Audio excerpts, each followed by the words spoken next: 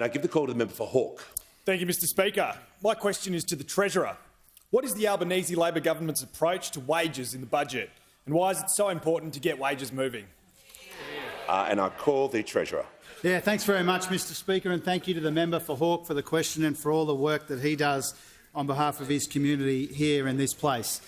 Getting wages growing again is a deliberate design feature of our economic policy. And that's why we do need to fix what is a broken bargaining system, which is only delivering stagnant wages, particularly for the low-paid and for industries dominated by women. It's why the budget is all about investing in skills so we can train people for higher wage opportunities. It's about early childhood education, making it cheaper so more parents can work more and earn more if they want to. It's about investing in the industries where we'll get the secure, well-paid jobs, whether it be areas of traditional strength or new industries as well. It's why we have started to provision for the important wage outcome that has been announced, interim wage outcome announced by the Fair Work Commission for aged care workers.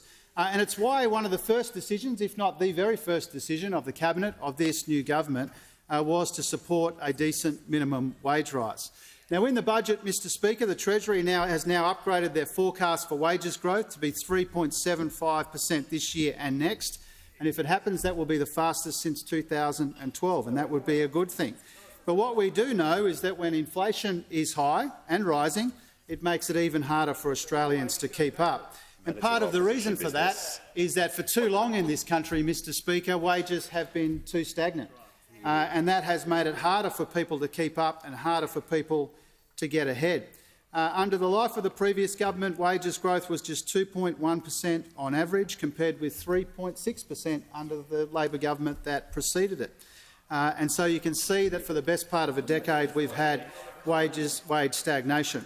Now, Mr Speaker, nothing would make those opposite happier than another decade of wage stagnation and wage suppression. That's what they're here for. And we know this because the Shadow Treasurer was asked on TV why he opposed our industrial relations changes, and he said because it will push wages up, which is kind of the point. And it says it all about the differences between this side of the House and that side of the House, Mr Speaker. We have policies and plans to get wages moving again.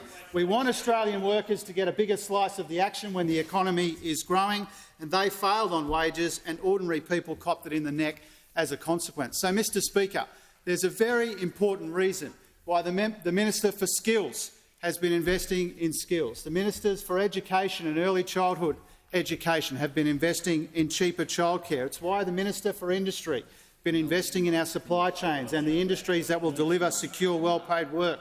It's why the Minister for Aged Care, working with the Minister for Health, has been so supportive of a decent pay rise for our aged care workers. It's why the Prime Minister during the campaign, the Industrial Relations Minister afterwards, all of the Cabinet been so supportive of a decent minimum wage rise. That's because we want to see wages growing again.